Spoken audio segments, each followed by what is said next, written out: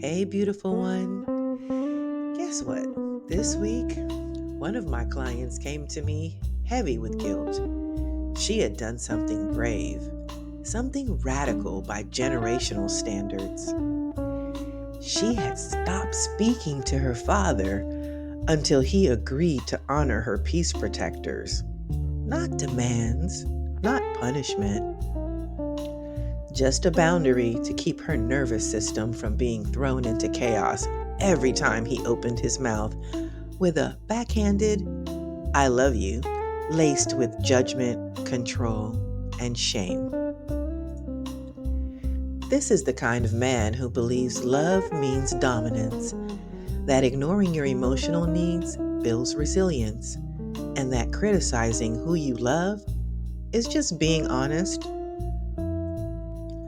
And still, my client felt guilty because that's her father, the only one she's got. And everyone around her, family, friends, even therapists, piled on with their, but he's your dad expectations. What they didn't say was, I'm proud of you for choosing your peace over his patterns. You deserve love that doesn't leave scars. And it's okay to stop auditioning for someone else's approval.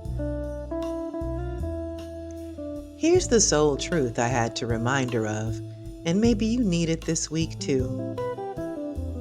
We've been trained since childhood to chase unconditional love from the very people who often didn't know how to give it. We fought for scraps of kindness. We shapeshifted into the version of ourselves that might finally be enough.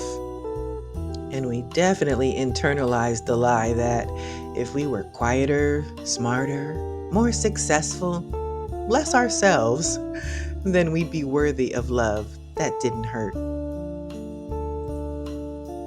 But here's the twist. We keep reenacting that same dynamic in our adult lives, trying to earn what should be freely given. And it's killing us.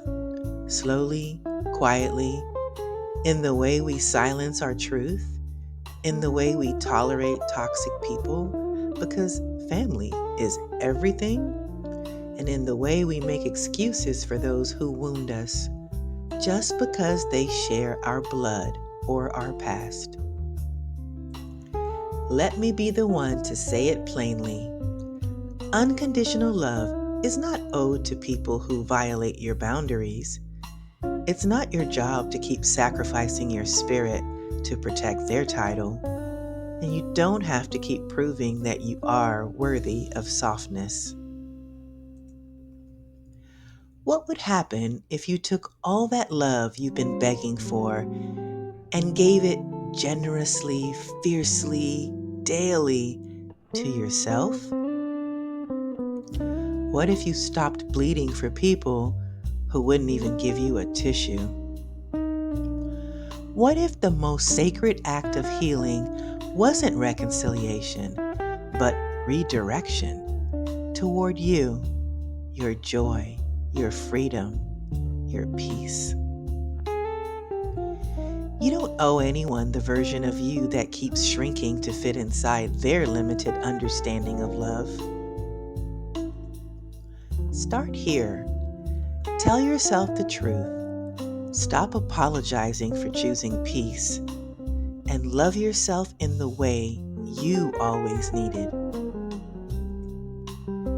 Then guard that love like your life depends on it, because it does.